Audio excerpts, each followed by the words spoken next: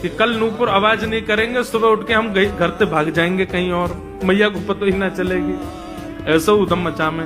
अब ठाकुर जी वो लीला कर रहे हैं जिस लीला पर देवताओं को भी विश्वास नहीं हो रहा है। ऐसी लीला ठाकुर जी कर रहे हैं कि किसी को भरोसा ही नहीं हो रहा कि जगत नियंता जगदाधार ये कर सकता है। बोले ठाकुर जी क्या करते हैं? बोले ये मत पूछो क्या करते हैं, यूं कह रहे हैं क्या नहीं करते। जो माता पिता अपने बालकों को बहुत ऊधमी समझते हैं, बहुत बड़ी कृपा है ठाकुर जी की कि आपके घर ठाकुर जी जैसे ऊधमी बालक नहीं है। ऊधमों के सिरमौर हैं ठाकुर जी। महाराष्ट्र में भक्त हुए श्री त्रिलोचन जी, परम संत सेवी, श्री पंडरीनाथ भगवान के चरणों में ही रहते थे।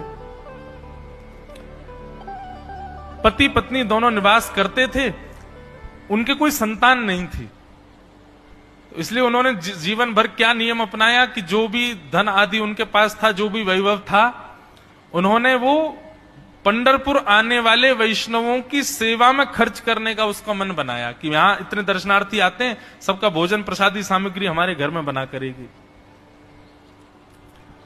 तो श्री त्रिलोचन जी पंढरपुर आने वाले दर्शनार्थियों को घर बुलाकर के प्रेम से भोजन पवाते थे।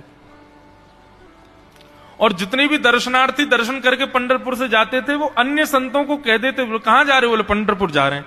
बोले भैया पंढरपुर जा रहे हो तो त्रिलोचन जी के यहां जाना, उनके यहां भोजन प्रसादी बहुत बढ़िया संतों के अनुकूल बनाते हैं। बड़ी ख्याति हो गई महाराज जी, अब तो जितनी भीड़ पंढरपुर विठल मंदिर में, उतनी भीड़ त्रिलोचन जी के घर के बाहर संतों की, दर्शनार्थियों की, सब प्रसाद पाने के लिए जाते। त्रिलोचन जी और उनकी पत्नी बड़े प्रसन्न कि इतनी संतों की सेवा हम कर पा रहे हैं, ये हमारा सौभाग्य है। धीरे धीरे दोनों वृद्ध अवस्था को प्राप्त हो गए। दोनों वृद्ध हो गए तो अब इतनी सामग्री बना नहीं पाते,